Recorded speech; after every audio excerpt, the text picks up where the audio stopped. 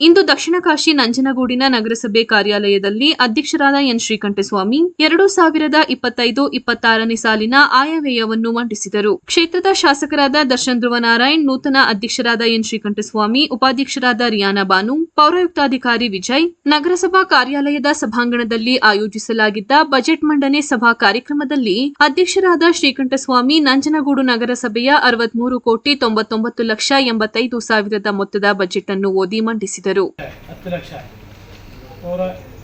ಪೌರ ಕಾರ್ಮಿಕರ ಭಾಗ್ಯ ಯೋಜನೆಯ ಸಹಾಯಧನ ವೆಚ್ಚಗಳು 5 ಲಕ್ಷ, ಬೀದಿ ದೀಪ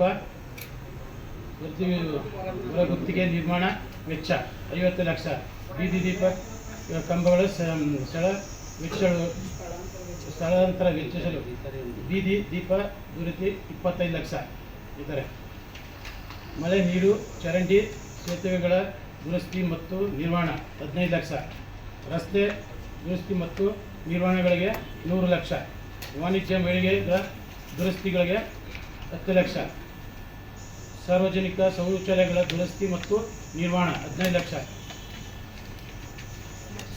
ಸ್ಮಶಾನ ದುರಸ್ತಿ ಮತ್ತು ನಿರ್ಮಾಣ 15 ಲಕ್ಷ, ಕಚೇರಿ ಕಟ್ಟಡ ಮತ್ತು ನೌಕರರ ವಸತಿ ಗೃಹ ಅಂಗನವಾಡಿ ಮತ್ತು ಇದು 25 ಲಕ್ಷ,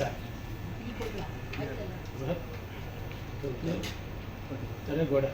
ತಡೆಗೋಡೆ ಬಸ್ ನಿಲ್ದಾಣ ಇತರ ಖರ್ಚು 30 ಲಕ್ಷ, ಕುಡಿಯುವ ನೀರು ಸರಬರಾಜು ಹೊರಗುತ್ತಿಗೆ ನಿರ್ವಹಣಾ ವೆಚ್ಚ 65 ಲಕ್ಷ, ನೀರು ಸರಬರಾಜು ನೀರು ವೆಚ್ಚ 5 ಲಕ್ಷ, ನೀರು ಸರಬರಾಜು ವಿಭಾಗ 15 ಲಕ್ಷ, ನೀರು ಸರಬರಾಜು ಬೋರ್ವೆಲ್ ಮೋಟಾರ್ ಪಂಪ್ ಇತರ 150 ಲಕ್ಷ. ನಂತರ ಕ್ಷೇತ್ರದ ಶಾಸಕರಾದ ದರ್ಶನ್ ಧ್ರುವನಾರಾಯಣ್ ರವರು ಮಾತನಾಡಿ 2025-26ನೇ ಸಾಲಿನ ನಗರಸಭಾ ವಾರ್ಡ್ಗೆ ಯಾವ ರೀತಿಯ ಅಭಿವೃದ್ಧಿಯಾಗಬೇಕೆಂದು 2 ಬಾರಿ ಸಭೆ ನಡೆಸಿ ನಗರ ಪ್ರದೇಶದ ಅಭಿವೃದ್ಧಿಗೆ ಈ ಬಜೆಟ್ ಅನ್ನು ನೂತನ ಅಧ್ಯಕ್ಷರಾದ ಶ್ರೀಕಂಠಸ್ವಾಮಿ ಅವರು ಮಂಡನೆ ಮಾಡಿದ್ದಾರೆ.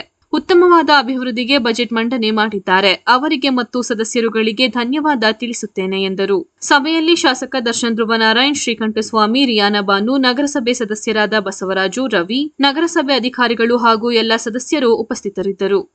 ಅಲ್ಲೂ ಕೂಡ ನಮಗೆ ಸಾಲ ಕೊಡ್ತೇವೆ ಅಲ್ಲಿ ಅದನ್ನು ನಾವು ಒಂದು ಕಾಂಪ್ಲೆಕ್ಸ್ ರೀತಿ ಕಮರ್ಷಿಯಲ್ ಕಾಂಪ್ಲೆಕ್ಸ್ ರೀತಿ ಅಭಿವೃದ್ಧಿ ಪಡಿಸೋದಕ್ಕೆ ಅನ್ನೋದು ಅವರು ಕೂಡ ವ್ಯಕ್ತವನ್ನು ಪಡಿಸಿದ್ರು. ಆದಷ್ಟು ಬೇಗ ನಮ್ಮ ಅಧ್ಯಕ್ಷರು, ಉಪಾಧ್ಯಕ್ಷರು ಮತ್ತು ನಮ್ಮ ಕಮಿಷನರ್ ಅವರು ಇದ್ರ ಬಗ್ಗೆ ಕ್ರಮವನ್ನು ತಗೋಬೇಕಾಗ್ತದೆ. 2 ದಿವಸದಲ್ಲಿ ಫಾಲೋಅಪ್ ಮಾಡಿ ಅದೊಂದು ಡೆವಲಪ್ ಆಗಬೇಕಾಗ್ತದೆ. ಯಾಕೆಂತಂದರೆ ನಮ್ಮಲ್ಲಿ ಎಷ್ಟೆಷ್ಟು ನಗರಸಭಾ ಪ್ರಾಪರ್ಟೀಸ್ ಇದೆ, ವಾಣಿಜ್ಯ ಕಮರ್ಷಿಯಲಿ ನಮಗೆ ಪೊಟೆನ್ಷಿಯಲ್ ಇರೋಂಥ ಪ್ರಾಪರ್ಟೀಸಲ್ಲಿ ನಾವು ಆದಷ್ಟು ಎಷ್ಟಾಗ್ತದೆ ಅಷ್ಟು ನಾವು ನಮಗೆ ತೆರಿಗೆ ಬರೋ ರೀತಿ, ಆದಾಯ ಬರೋ ರೀತಿ ನಾವು ಅದನ್ನು ಕನ್ವರ್ಟ್ ಮಾಡ್ಕೋಬೇಕಾಗ್ತದೆ. ಅದೇ ರೀತಿ ನಮ್ಮಲ್ಲಿ ಈಗ ವಿಶೇಷ ಕಾಮಗಾರಿಗಳಲ್ಲಿ ಮೊದಲನೇದಾಗಿ ಈ ಒಂದು ಫುಡ್ ಝೋನನ್ನು ನಾವು ಕಳೆದ ಮೀಟಿಂಗಲ್ಲಿ ನಾವು ಪ್ರಸ್ತಾಪ ಮಾಡಿ ಫುಡ್ ಝೋನ್ನ ನಾವು ಮಾಡಬೇಕಾಗ್ತದೆ. ಯಾಕೆಂತಂದರೆ ನಮ್ಮ ನಗರ ಪ್ರದೇಶದಲ್ಲಿ ಸಾಕಷ್ಟು ಆ್ಯಕ್ಟಿವಿಟೀಸ್ ನಡೀತಾ ಇರೋಂಥದ್ದು, ಅದರಲ್ಲೂ ವಿಶೇಷವಾಗಿ ಫುಡ್ಡಿಗೆ ಸಂಬಂಧಪಟ್ಟಂಥ ಸಾಕಷ್ಟು ಆ್ಯಕ್ಟಿವಿಟೀಸ್ ನಡೀತಾ ಇದೆ. ಇದರಿಂದ ನಮ್ಮ ರಸ್ತೆಗಳು ಕೂಡ ಸಾಕಷ್ಟು ಬ್ಲಾಕಿಂಗ್ ಆಗ್ತಾ ಇದೆ, ಮತ್ತು ಟ್ರಾಫಿಕ್ ಕಂಡೀಷನ್ ಆಗ್ತಿದೆ ಅನ್ನೋದು ಸಾಕಷ್ಟು ಅಭಿಪ್ರಾಯ ಇದೆ.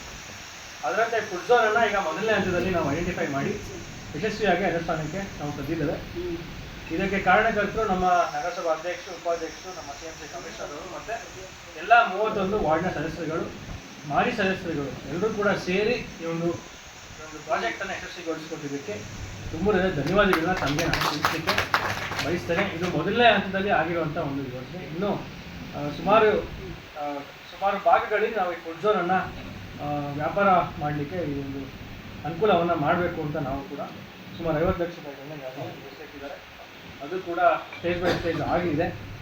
ಜೊತೆಗೆ ನಾವು ನೋಡ್ಬೋದು, ಎರಡನೇದು ಒಂದು QR ಕೋಡ್ ಅಳವಡಿಕೆ ಅನ್ನೋದು ಕೂಡ ಒಂದು ಹೊಸದಾಗಿ ನಾವು ತಂದಿದ್ದೇವೆ. ಇದು ನಮ್ಮ